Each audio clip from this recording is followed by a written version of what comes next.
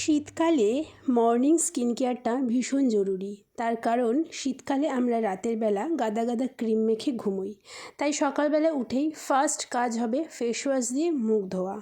আমি ইউজ করেছি হিমালয়ার face wash. তারপরে গোলাপ জল দিয়ে টোনিং করে নেবে বা তোমাদের পছন্দ মতন টোনার দিয়ে টোনিং করে নেবে এবং তারপরে থার্ড স্টেপ হচ্ছে পছন্দ মতন ময়শ্চারাইজার ক্রিম মেখে নেবে। আমি এই শীতে নিভিয়া সফটটাই সবথেকে বেশি পছন্দ করি।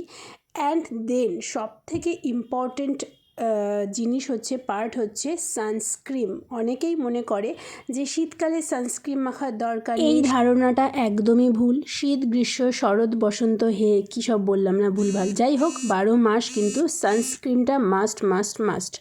এবং শেষে লিপ কেয়ার করতে অবশ্যই ভুলবে না, কারণ শীতকালে কিন্তু আমাদের ম্যাক্সিমাম মানুষের ঠোঁট ফাটে, তো লিপ বামটা অবশ্যই লাগাবে। তো এই ছিল আজকের মর্নিং স্কিন কেয়ার।